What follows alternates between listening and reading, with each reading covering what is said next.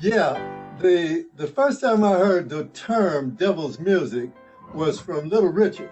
Little Richard was born again and came to the Seventh Day Adventist church where I used to go to the school, and he said that he had been born again and that he had gotten this message from God that he had sold his soul for devil's music, and that he was going to change his life, and he became a minister for about 2 years. Um,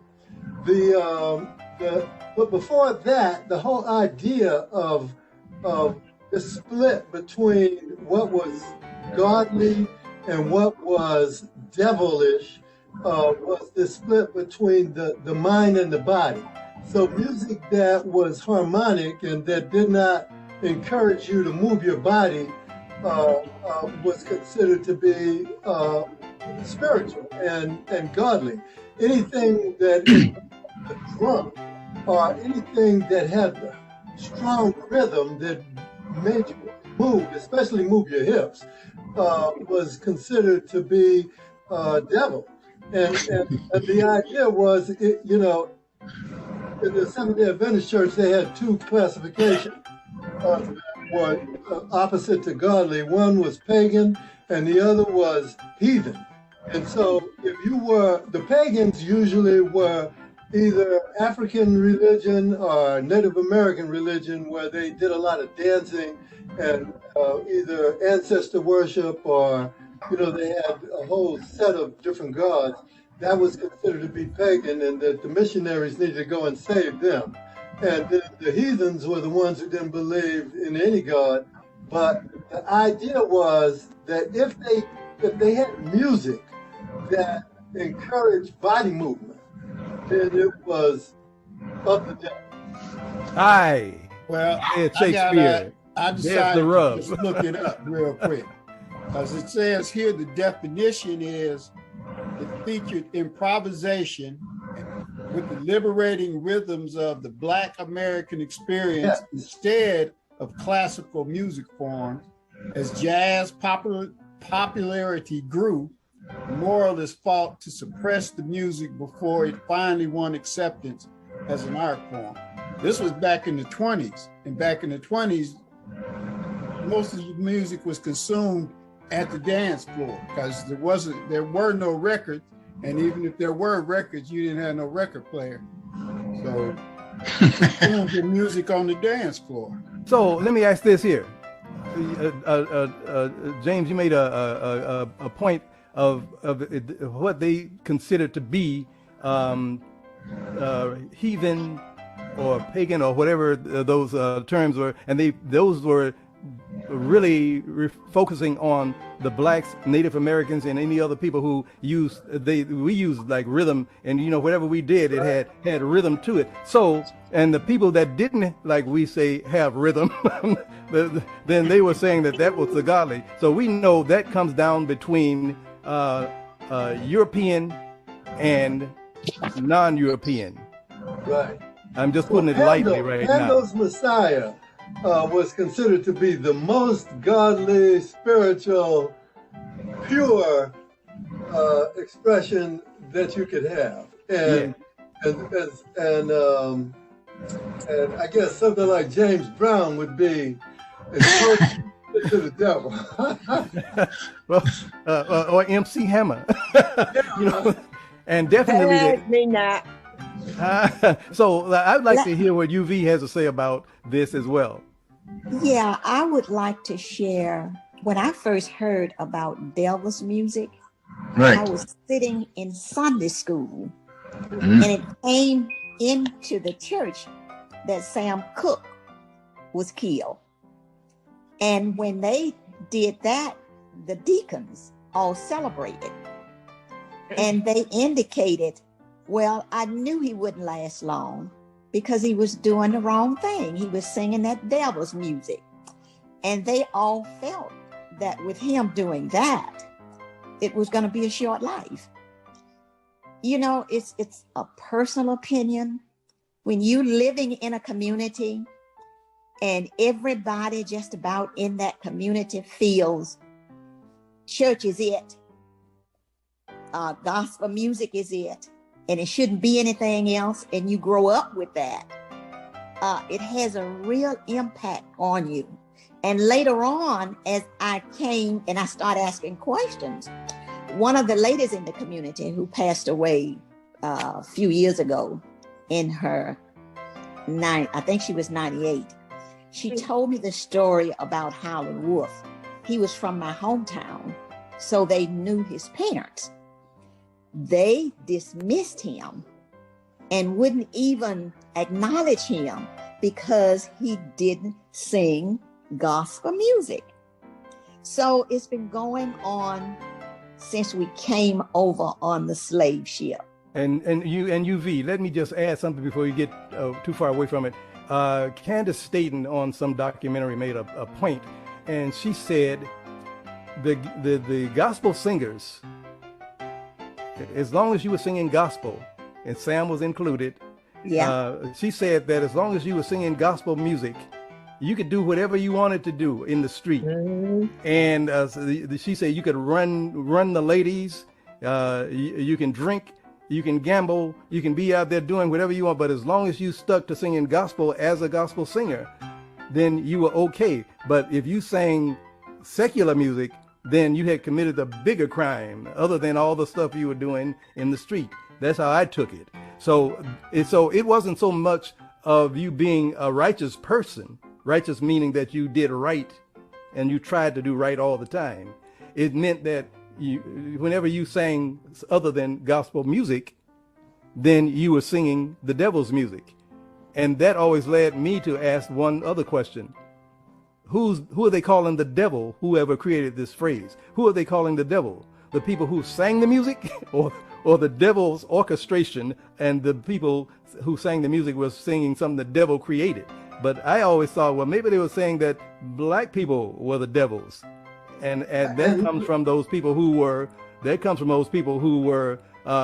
putting the thumbs down, or saying that if you hear the beat, then okay. That's what Charles was saying in the definition that he read. But yeah, there was a big contradiction with the Seventh-day Adventists, because holiness people in their church used to really feel the rhythm.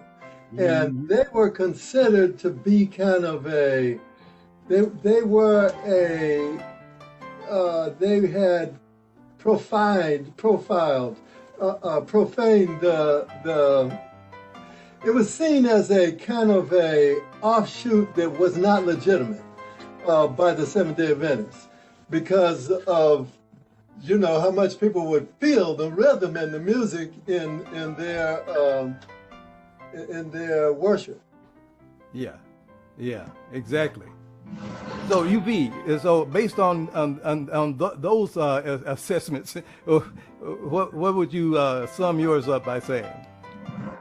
Well, you talked a little bit earlier about the different, doing what you want to do as long as you sing gospel music. I think that has a lot to do with the community. Yeah. Some close-knit communities, they don't expect you to drink. I've seen people with the glass filled with liquor, and if someone come around, they would hide it. So it wasn't only just the music; it was just all of that was wrong. So it really depends on the music. The community, or the society that you live in. They just felt it was all wrong. Mm-hmm. And a lot of people don't want to go for the cultural thing.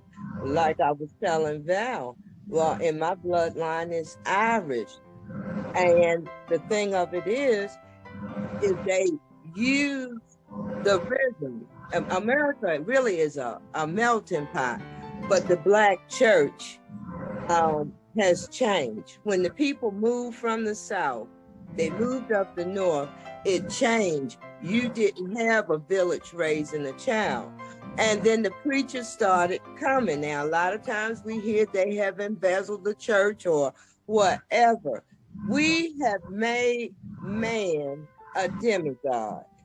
And so they're trying to see how they can make a profit But a lot of things stopped with the pandemic. And so they can't go on with these mega church ideas.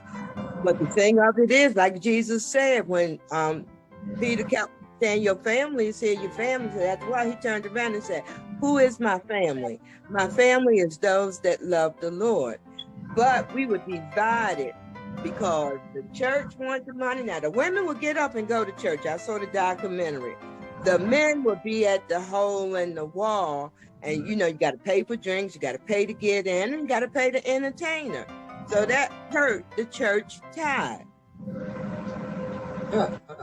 Okay, so culture. You mentioned culture, and that's my pet peeve. You know, I love all kind of music. I was taught that from a kid, not only in my grandfather's and grandmother's houses, but because the only thing we could listen to is gospel music.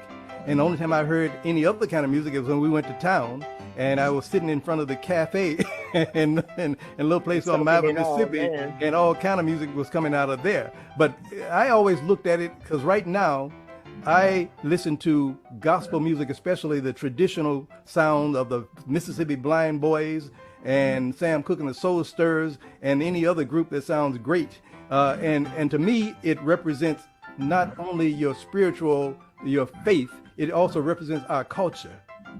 Because our culture, in my mind, is that thing that comes out of our living, our conditions, out of our slavery as a people. It came out of the Jim Crow era, the things we had to suffer. So what we were experiencing, it comes out, and I call it our fruit. And we seem to be the only people that get this thing hurled against us called devil's music. It's like if someone was to take, say, W.C. Handy's music, like in the movie that Eartha Kitt and Nat King Cole did, and then they take it to the orchestra, the white orchestra, then it became acceptable. I never heard Frank Sinatra's music called devil's music. Maybe it had, but I haven't heard it. And not even Nat King Cole's music called devil's music. But that was closer to the other side. So I'm just saying, is it just us that receive that in how we express ourselves musically? Yes, okay, in the Church of God in Christ, the apostolic faith, they have something called the Holy Dance. Now, I never had no rhythm, so I blame my Irish descendants or ancestors. They took my rhythm away from me. But they say I looked like I was catching flies when I was dancing. But the thing of it is the power, as the OJ sing, that small piece of paper carries a lot of weight. And I keep telling people, you never seen a U-Haul following a hearse. But Sam Cooke was an example for us. It was an example to say no and to show the blended music. Like Candy Staten told me, you have music for the soul, you have music for the mind, and you got to explore other areas. Now, when you're getting beat up on, you need Mahalia Jackson singing, Lord, help me get out of this. And you know, and she told us that. She told us that on the radio. And it always stuck with me because I could not listen to gospel 24/7, and I could not listen to jazz, and I could not listen to blues. I need to be able to go back and forth with it. And that's what we're afraid to do, because it started with us not liking ourselves. That's the main thing. Anything that we did to make $1 was a sin if you didn't give somebody 50 cents. Oh, yeah, yeah. Well, let me say this.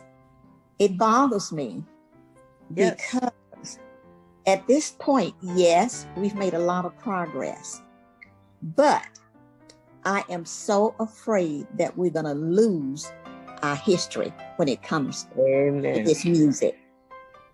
Everybody's enjoying our music but us. And I've bumped into a lot of people who are embarrassed about the blues and that history. And it shouldn't be. So we need to really work on trying to save our history. Exactly.